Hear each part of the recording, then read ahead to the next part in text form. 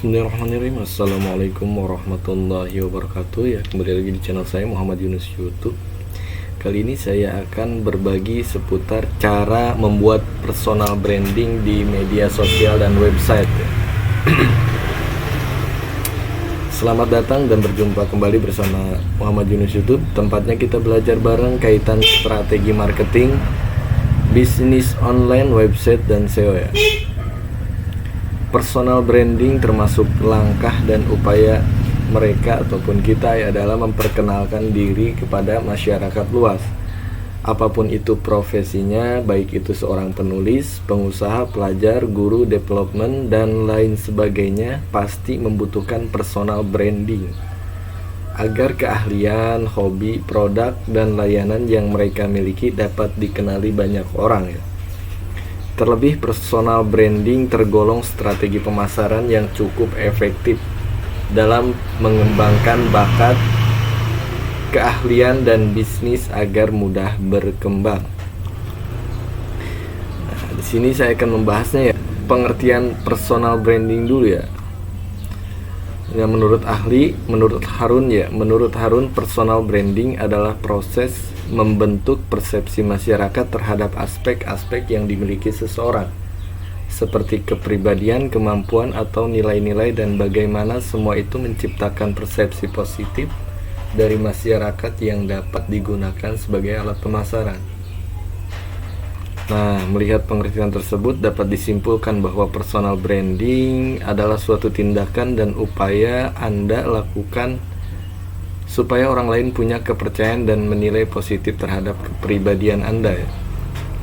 Jika mereka sudah mempercayai Anda, tentunya dapat dijadikan sebagai alat pemasaran yang handal.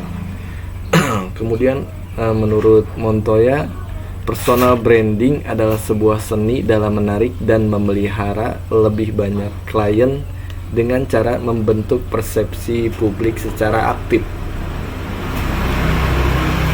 Pengertian Montoya dapat disimpulkan bahwa personal branding termasuk seni atau kreativitas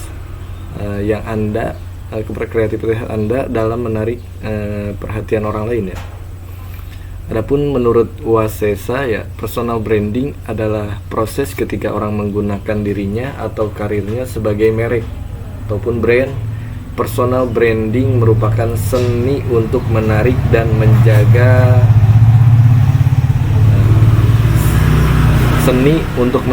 menjaga persepsi publik secara aktif, yang mana membangunnya bisa dari orang, nama, tanda, simbol, ataupun desain ya, yang dapat dijadikan pembeda dari kompetitornya. Kalau pengertian menurut Wasesa ini bisa diartikan bahwa personal branding termasuk kreativitas ya, kreativitas Anda dalam menarik perhatian orang lain menggunakan nama Anda sendiri, nama brand, agar mereka mengetahui lebih jelas perbedaannya Anda dengan kompetitor ya. Kemudian menurut McNally ya, personal brand merupakan persepsi yang tertanam dan terpelihara di benak orang lain yang memiliki tujuan akhir agar publik punya pandangan positif terhadapnya sehingga dapat berlanjut kepada kepercayaan dan loyalitas. Pengertian ini dapat dipahami bahwa personal branding merupakan upaya dan tindakan yang Anda lakukan agar orang lain bisa mempercayai dan mau menjadi pelanggan setia Anda. Nah, kemudian prinsip dasar membangun personal branding yang baik ya. Pada dasarnya, agar personal branding mampu berjalan sukses, mulus, dan lancar ya. Prinsip dasarnya ya. Yang pertama, menjadi diri sendiri. Nah, di sini kita jelaskan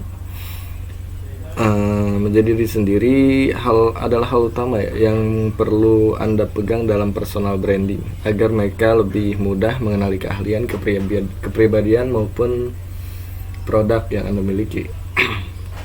Meskipun ada momen atau keadaan tertentu yang mengharuskan Anda meniru gaya orang lain, tapi Anda jangan sampai meninggalkan jati diri sendiri. Misalnya seperti Anda punya keahlian dan hobi membuat kue, jadi buatlah kue dengan citra rasa Anda sendiri.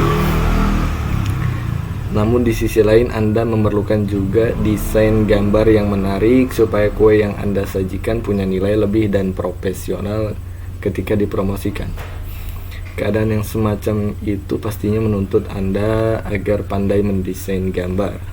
Tapi tidak perlu khawatir karena Anda bisa memperhatikan gambar yang digunakan kompetitor dan kemudian menirunya ya. Atau yang lebih praktisnya lagi, Anda cukup menggunakan template promosi yang bisa diedit sesuai personal branding. Yang penting jati diri Anda sebagai pembuat kue tidak sampai hilang. Kemudian yang kedua, fokus terhadap keahlian yang Anda miliki. Salah satu fokus terbesar yang menyebabkan kegagalan dalam personal branding karena tidak mau fokus dengan bidang yang Anda kuasai. Ada beberapa kemungkinan yang membuat Anda tidak fokus, di antara sebagai berikut ya. Keahlian yang Anda miliki kurang peminatnya. Anda menganggap bidang yang dikuasai kurang berpotensi sehingga mencoba bidang lain. Yang ketiga, mudah menyerah ya. Nah, nanti kita akan lanjut pembahasan yang ketiga ya. Membuat tujuan. Yang kemudian yang keempat, tetap konsisten. Dan adapun yang lainnya, cara membuat personal branding di media sosial ya. Nanti kita akan bahas.